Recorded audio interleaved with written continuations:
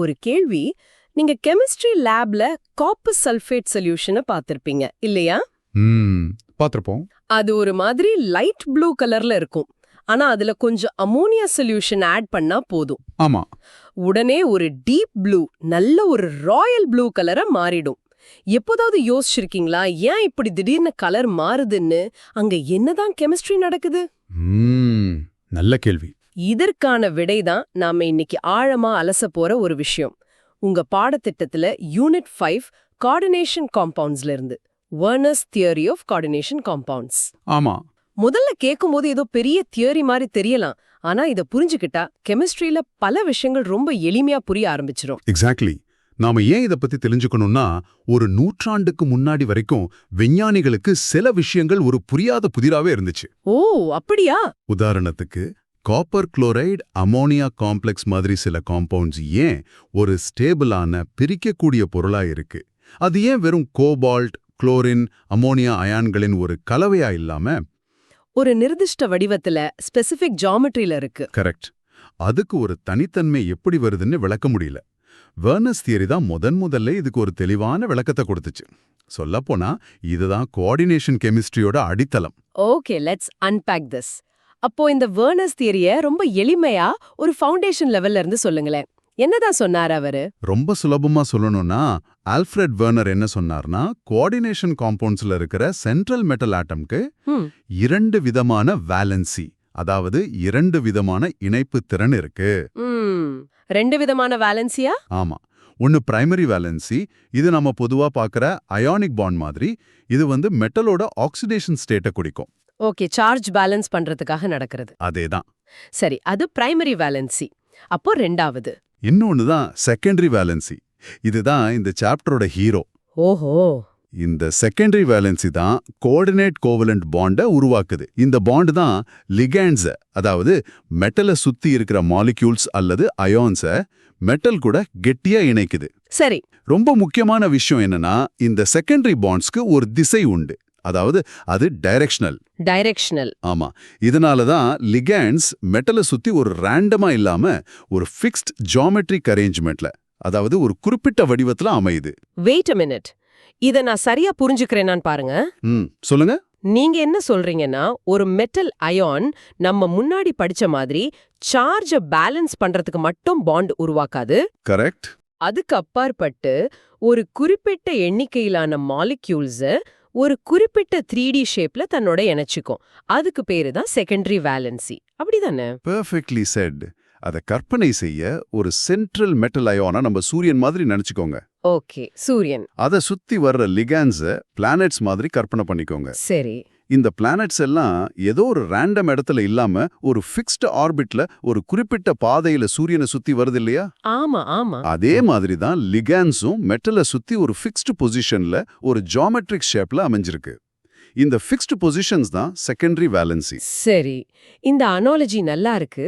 ஆனா பார்ட்டிக்கல் லெவல்ல, அதாவது அணுக்கள் அளவுல அங்க உண்மையில என்ன நடக்குது? எப்படி இந்த ஆர்பிட் உருவாகுது? Great question. What's really happening at the particle level is, ligands கிட்ட டொனேட் பண்றதுக்கு எலக்ட்ரான் பேர்ஸ் இருக்கும். சென்ட்ரல் மெட்டல் ஆட்டம் கிட்ட அந்த எலக்ட்ரான் பேர்ஸை வாங்கிக்கிறதுக்கு காலியான ஆர்பிட்டல்ஸ் இருக்கும். Empty orbitals. சரி. சோ லிகன்ஸ் மெட்டல் ஆட்டம்ல இருக்கிற காலியான ஆர்பிட்டல்ஸ்க்கு தன்னிடம் உள்ள எலக்ட்ரான் பேர்ஸை டொனேட் பண்ணுது. இதன் மூலமா ஒரு கோஆர்டினேட் கோவேலன்ட் பாண்ட் உருவாகுது. ஓ. ஒரு மெட்டலுக்கு எத்தனை லிகன்ஸ் சேருங்கிறது ஒரு ஃபிக்ஸ்ட் நம்பர். அதுக்கு பேரு தான் கோஆர்டினேஷன் நம்பர். அது 2, 4, 6ன்னு ஒரு நிர்திஷ்ட எண்ணா இருக்கும். ரேண்டமா இருக்காது. அப்போ ஒரு எக்ஸாமுக்கு தேவையான ஒரு ஆங்கர் டெஃபினிஷனை சொல்லணும்னா எப்படி சொல்லலாம்? நிச்சயமா.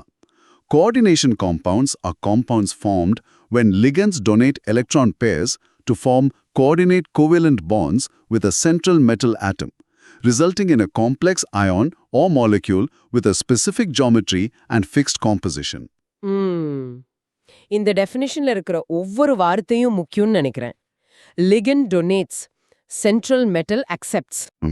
Coordination bond and specific geometry எல்லாம் முக்கியம். இங்கதான் எனக்கு ஒரு சந்தேகம் வருது. நீங்க ஆக்சிடேஷன் ஸ்டேட்னு சொன்னீங்க, கோஆர்டினேஷன் நம்பரும் சொன்னீங்க. இது ரெண்டுக்கும் என்ன வித்தியாசம்? நிறைய பேர் இத குழப்பிக்க வாய்ப்பு இருக்கே. இது ஒரு மிக முக்கியமான கேள்வி. Here's where a common confusion happens. நிறைய மாணவர்கள் ஆக்சிடேஷன் ஸ்டேட் மற்றும் கோஆர்டினேஷன் நம்பர் இரண்டையும் ஒண்ணுன்னு நினைச்சு குழப்பிக்கிறாங்க. ஆமா, அது நடக்கும். வெர்னர்ஸ் தியரி படி ஆக்சிடேஷன் ஸ்டேட்ன்றது பிரைமரி வேலன்ஸ். அது மெட்டல் எத்தனை எலக்ட்ரானை இழந்தது அல்லது வாங்கியது என்பது. அது சார்ஜ் சம்பந்தப்பட்டது. சரி. ஆனா கோஆர்டினேஷன் நம்பர்ன்றது செகண்டரி வேலன்ஸ். அதாவது எத்தனை லிகன்ஸ் மெட்டல் கூட நேரடியாக பாண்ட் ஆகி இருக்குன்பது. ரெண்டும் வேற வேற. Wait, so you're telling me நம்ம பேசிக் கெமிஸ்ட்ரியில படிச்சது, அதாவது அயான்ஸ் அதோட சார்ஜ பேலன்ஸ் பண்ணதான் பாண்ட் ஆகும்னு படிச்சது பாதி கதை தானா? ஆமா, வெறும் 3 சார்ஜ் இருக்கிற அயானை மட்டும் தேடாது, அதுக்கு மேலயும் அதுக்கு பாண்டிங் கெப்பாசிட்டி இருக்குன்னு சொல்றீங்களா? Exactly. That's the revolutionary idea. ஒரு மெட்டலோட பாண்டிங் கெப்பாசிட்டி அதோட சார்ஜ மட்டும் சார்ந்ததில்ல. அதுதான் வெர்னர் கண்டுபிடிச்ச மிகப்பெரிய விஷயம். That's a huge shift in thinking. சரி, நீங்க சொன்ன அந்த பிளானட்டரி சிஸ்டம் அனாலஜிக்கு வருவோம். அது ரொம்ப நல்லா இருக்கு. அதாவது ஒரு மெட்டல் 6 லிகன்ஸ் அட்ராக்ட் பண்ணும்னா அது எப்பவும் 6 தான் அட்ராக்ட் பண்ணும், 5 இல்ல 7 இல்ல.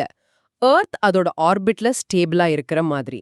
ஆனா இந்த அனாலஜில ஏதாவது குறைபாடு இருக்கா? It's a great starting point, but it has one limitation. Planets கிராவிட்டினால ஈர்க்கப்படுது, அது நான் டைரக்ஷனல். ஓகே. ஆனா கோஆர்டினேஷன் பாண்ட்ஸ் டைரக்ஷனல். இத இன்னும் சரியா புரிஞ்சுக்க இன்னொரு வழி இருக்கு. The parking lot model. Parking lot மாடலா? ஆமா, ஒரு சென்ட்ரல் பில்டிங்க, அதுதான் நம்ம மெட்டல் ஆட்டம், சுத்தி ஒரு பார்க்கிங் லாட் இருக்குன்னு நினைச்சுக்கோங்க. சரி. அந்த லாட்ல 6 பார்க்கிங் ஸ்பேசஸ் தான் இருக்கு.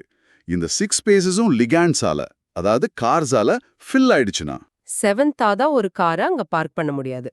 Exactly. The lot is full. அது மாதிரி தான் ஒரு மெட்டலோட கோஆர்டினேஷன் நம்பர் 6னா 6 லிகாண்ட்ஸ் ஃபில் ஆனதும் the complex is saturated and stable.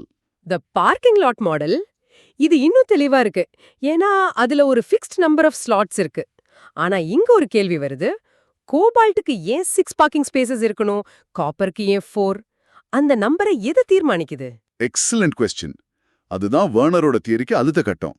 அந்த பார்க்கிங் ஸ்பேசஸோட எண்ணிக்கை மெட்டலோட size, charge and electronic configuration, அதாவது அதோட எலக்ட்ரான் அமைப்பு, இது எல்லாம் பொறுத்தது. ஓ, அதுக்கு விடை valence bond theory, crystal field தியரியில கிடைக்கும். இப்போதைக்கு ஒவ்வொரு மெட்டலுக்கும் ஒரு fixed number of parking spaces இருக்குன்னு மட்டும் ஞாபகம் வச்சுக்கிட்டா போதும். Okay, that makes sense. Here's where it gets really interesting for me. இந்த தியரி எதுக்கு தேவைப்பட்டது? வெர்னருக்கு முன்னாடி விஞ்ஞானிகள் இந்த மாதிரி காம்பவுண்ட்ஸை எப்படி பார்த்துட்டு இருந்தாங்க? ஏன் வெர்னர் இதை சொல்ல வேண்டிய அவசியம் வந்தது? பிஃபோர் வெர்னர் இது ஒரு பெரிய மர்மமாவே இருந்துச்சு. உதாரணத்துக்கு COCl3ன்னு ஒரு காம்பவுண்ட் இருக்கு. அது கூட 6 அமோனியா மாலிக்யூல்ஸ் சேர்த்தா COCl3.6NH3ன்னு ஒரு பொருள் உருவாகுதுன்னு தெரியும். தெரியும். ஆனா அது ஏன் அப்படி சேருது? அதோட ஸ்ட்ரக்சர் என்ன? எது கூட பாண்டா இருக்குன்னு யாருக்கும் தெரியல. சில பேர் அதெல்லாம் வெறும் மூலக்கூறுகளோட கலவை, a simple mixtureன்னு நினைச்சாங்க. ஓ, அப்படியா?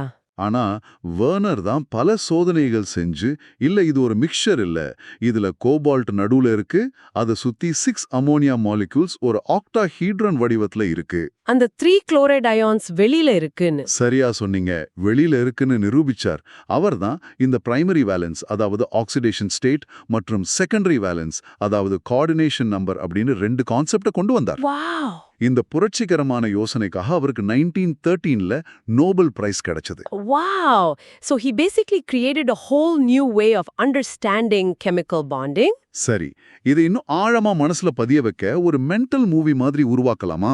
Let's create a mental movie. Sure. கண்ணை மூடி இத கற்பனை பண்ணி பாருங்க. Okay. உங்க மனக்கண்ணுல ஒரு மெட்டல் அயான் ஒரு பளபளப்பான கோளம் மாதிரி நடுவுல இருக்கு. அதுக்கு சில காலியான கைகள், எம்டி ஆர்பிட்டல்ஸ் இருக்கிறதா நினைச்சுக்கோங்க. கிஃப்ட்ஸ வாங்க தயாரா இருக்கிற மாதிரி. Okay, a glowing sphere with empty hands in the center. Got it. இப்போ அதை சுத்தி லிகண்ட்ஸ், அதாவது சின்ன சின்ன மாலிகல்ஸ் மிதந்து வருது. ஒவ்வொரு லிகண்ட் கிட்டயும் எலக்ட்ரான் பேர் அப்படிங்கிற கிஃப்ட்ஸ் இருக்கு. சரி. அந்த லிகண்ட்ஸ் ஒவ்வொன்னா தன்னோட கிஃப்ட மெட்டலோட காலியான கைகள்ல வைக்குது. ஒரு கோஆர்டினேட் பாண்ட் உருவாகுது. மெட்டலோட எல்லா கைகளும் ஃபுல்லாகிற வரைக்கும், அதாவது அதோட கோஆர்டினேஷன் நம்பர் ரீச் ஆகிற வரைக்கும் லிகண்ட்ஸ் பாண்ட் ஆகும். அப்போ எல்லா லிகண்ட்ஸும் பாண்ட் ஆன பிறகு என்ன ஆகும்? எல்லா லிகண்ட்ஸும் பாண்ட் ஆன பிறகு ஒரு நிலையான, ஒரு ஸ்டேபிள் காம்ப்ளெக்ஸ் உருவாகும். அதுக்கு ஒரு நிர்திஷ்ட 3D வடிவம் இருக்கும். ஒரு ஆக்டஹீட்ரான் மாதிரியோ டெட்ராஹீட்ரான் மாதிரியோ அந்த முழு அமைப்பும் சேர்ந்து ஒரு சிங்கிள் யூனிட்டா செயல்படும். ஆஹா, இதுதான் பெர்னஸ் தியரி நமக்கு கண்ணு முன்னாடி கொண்டு வந்த காட்சி. வெறும் எழுத்துக்களா இருந்த ஃபார்முலாக்கு ஒரு உயிரோட்டமான 3D உருவத்தை கொடுத்தது இந்த தியரி தான். பியூட்டிஃபுல். சரி, இப்போ நம்ம ஆரம்பத்துல கேட்ட கேள்விக்கு வருவோம். அந்த காப்பர் சல்ஃபேட் சொல்யூஷனோட கலர் ஏன் மாறுது? இந்த தியரி அதை எப்படி விளக்குது? அது ஒரு பெர்ஃபெக்ட் அப்சர்வபிள் ஃபினோமினன். ஆரம்பத்துல காப்பர் சல்ஃபேட் சொல்யூஷன்ல காப்பர் 2 அயான் தனியா இருக்காது. அது தண்ணியில வாட்டர்ல இருக்கிறதால வாட்டர் மாலிகுல்ஸ் அதை சுத்தி சேர்ந்து CuH2O4 2+ அப்படிங்கிற ஒரு காம்ப்ளெக்ஸா இருக்கும். இந்த காம்ப்ளெக்ஸோட நிறம் தான் அந்த லைட் ப்ளூ. ஓகே. இப்போ நீங்க அமோனியா ஆட் பண்ணும்போது அமோனியா வந்து வாட்டரை விட ஒரு ஸ்ட்ராங்கர் லிகாண்ட். ஸ்ட்ராங்கர் லிகாண்ட்னா? அது இன்னும் கெட்டியா மெட்டல் கூட பாண்ட் ஆகுமா? எக்ஸாக்ட்லி. அது மெட்டலை இன்னும் வலுவா இருக்கும். அதனால அமோனியா உள்ள வந்ததும் அது ஏற்கனவே அங்க இருக்கிற வாட்டர் மாலிக்யூல்ஸை ரீப்ளேஸ் பண்ணிடும். ஓ, வாட்டரை வெளியே தள்ளிட்டு அது போய் சேர்ந்துக்கும். அதேதான். இதனால CuNH3 2+ அப்படிங்கிற ஒரு புது காம்ப்ளெக்ஸ் உருவாகும். இதோட நிறம் தான் அந்த டீப் டார்க் ப்ளூ. இங்க பாருங்க, சென்ட்ரல் மெட்டல் காப்பர் மாறல. ஆனா லிகண்ட்ஸ் வாட்டர்ல அமோனியாவா மாறினதால அதோட ப்ராப்பர்ட்டி, அதாவது நிறம் மாறுது. This is Werner's theory in action. So the same core principle is at play in things like paints and dyes too. The color depends on which ligands are attached to the central metal. Absolutely. The entire world of inorganic pigments is based on this principle. But it's not just about colors. There's a life and death application too. Life and death.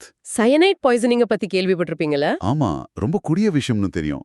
அதுக்கும் இதுக்கும் என்ன சம்பந்தம்? Cyanide poisoningல cyanide ions Cn- நம்ம உடம்புக்குள்ள போனதும் நம்ம செல்ஸ்ல இருக்கிற cytochrome C ஆக்சிடேஸ்னு ஒரு என்சைம்ல இருக்கிற அயன் கூட ஒரு ரொம்ப ஸ்டேபிளான காம்ப்ளெக்ஸை உருவாக்கிடும். ஐயோ, இந்த என்சைம் தான் நாம உயிர் வாழ தேவையான எனர்ஜி ப்ரொடக்ஷனுக்கு காரணம். சயனைட் போய் அயனை பிடிச்சுக்கிட்டதால அந்த என்சைமால வேலை செய்ய முடியாது. எனர்ஜி ப்ரொடக்ஷன் நின்னுமோ மரணம் சம்பவிக்கும். My God. அப்போ இதுக்கு மாற்று மருந்து எப்படி வேலை செய்யுது? இதோட ஆன்டிடாட் ஹைட்ரோக்சோ கோபலம்னு ஒரு மருந்து. இது ஒரு கோபால் காம்ப்ளெக்ஸ். இது வந்து சயனைடை விட ஒரு ஸ்ட்ராங்கர் லிகண்ட். ஓகே, அதை விட ஸ்ட்ராங். ஆமா, அதாவது அயன சயனைடு இருக்கிறத விட இந்த மருந்துல இருக்கிற கோபால் சயனைடை இன்னும் வலுவா இருக்கும். சோ இந்த மருந்து உள்ள போனதும் என்சைம்ல இருக்கிற சயனைடை இதை இழுத்து அது கூட ஒரு இன்னும் ஸ்டேபிளான பாதிப்பு இல்லாத காம்ப்ளெக்ஸை உருவாக்கிடும். அப்போ என்சைம் ரிலீஸ் ஆயிடும். எக்ஸாக்ட்லி. இதனால என்சைம் ரிலீஸ் ஆயிடும். நம்ம உடம்பு அந்த சயனைட் காம்ப்ளெக்ஸை சிறுநீர் வழியா வெளியேற்றிடும். இங்க எந்த லிகண்ட் ஒரு ஸ்டேபிள் காம்ப்ளெக்ஸை உருவாக்குங்கிற வேர்னரோட கான்செப்ட் தான் ஒரு உயிரை காப்பாத்துது. இப்போ எனக்கு அந்த பிரைமரி வெர்சஸ் செகண்டரி வேலன்ஸ் வித்தியாசம் இன்னும் நல்லா புரியணும். ஒரு கவுண்டர் இன்ட்யூட்டிவ் எக்ஸாம்பிள் இருந்தா சொல்லுங்களேன். டெஃபினெட்லி. இப்போ ஒரு கோபால்ட் 3 அயானை எடுத்துக்கலாம். அதோட சார்ஜ் +3. சரி. நீங்க ஆரம்பத்துல கேட்ட மாதிரி 10th ஸ்டாண்டர்ட் கெமிஸ்ட்ரி படி அது 3 குளோரைடு அயான்ஸ் மாதிரி 3 நெகட்டிவ் அயான்ஸ் அட்ராக்ட் பண்ணி COCl3ன்னு ஒரு நியூட்ரல் காம்பவுண்ட உருவாக்கணும்னு நீங்க நினைக்கலாம் இல்லையா? ஆமா, அதுதான் லாஜிக்கலா தோணுது. +3 சார்ஜுக்கு 3 -1 சார்ஜ் பேலன்ஸ் ஆயிடுச்சு. பட் ஆக்சுவலி கோபால்ட் 3 அப்படி ஒரு சிம்பிள் காம்பவுண்ட் உருவாக்குறத விட கோபால்ட் Cl NH352+ மாதிரியான ஒரு காம்ப்ளெக்ஸ் உருவாக்க தான் விரும்புது. அப்படியா? இங்க பாருங்க, கோபால்ட்டோட பிரைமரி வேலன்ஸ், அதாவது ஆக்சிடேஷன் ஸ்டேட் +3 தான். அதை பேலன்ஸ் செய்ய வெளியில 2 Cl- அயான்ஸ் இருக்கும். ஆனா அதோட செகண்டரி வேலன்ஸ், அதாவது கோஆர்டினேஷன் நம்பர் 6. 6ஆ? ஆமா, 6. அதனால அது சார்ஜ் இருக்கோ இல்லையோ 6 லிகாண்ட்ஸ் இங்க 5 நியூட்ரல் அமோனியா +1 நெகட்டிவ் குளோரைடு தன்னுடன் சேர்த்து ஒரு ஸ்டேபிள் ஆக்டாஹெட்ரான் காம்ப்ளெக்ஸை உருவாக்குது. இதுதான் பிரைமரி அண்ட் செகண்டரி வேலன்ஸ்குள்ள மிக முக்கியமான வித்தியாசம்.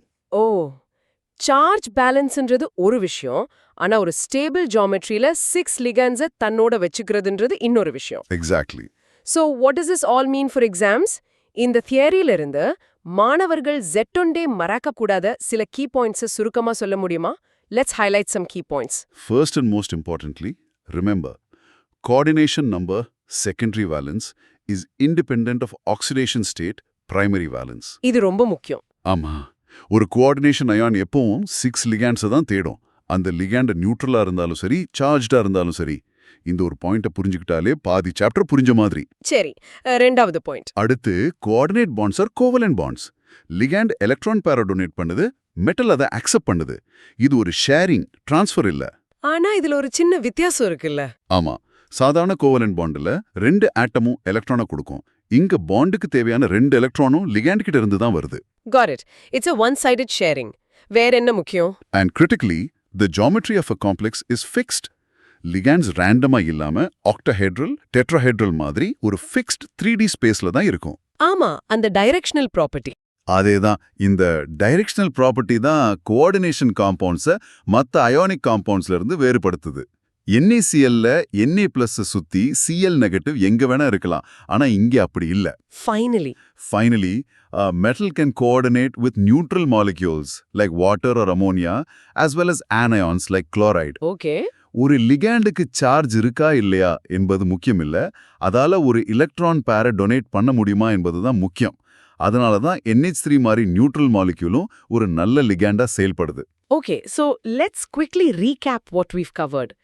இன்னைக்கு நாம பார்த்த வெர்னஸ் தியோரியோட அடிப்படை என்னன்னா, மெட்டல் ஆட்டம்ஸ்க்கு 2 வகையான வேலன்சிஸ் இருக்கு. ஆமா, பிரைமரி அது ஆக்சிடேஷன் ஸ்டேட் அண்ட் செகண்டரி அது coordination number. The secondary valencies are directional. அதனால தான் கோஆர்டினேஷன் காம்பவுண்ட்ஸ்க்கு ஒரு ஃபிக்ஸ்ட் ஜியோமெட்ரிக் ஷேப் கிடைக்குது. இது ஞாபகம் வச்சுக்க சிறந்த வழி ஒரு பிளானட்டரி சிஸ்டம் அனாலஜி. லிகன்ஸ் எல்லாம் பிளானெட்ஸ் மாதிரி. சென்ட்ரல் மெட்டல்னா சூரியனை ஒரு ஃபிக்ஸ்ட் ஆர்பிட்ல சுத்தி வருது. We saw this in action with the copper sulfate solution changing from light blue to deep blue when ammonia is added. Correct.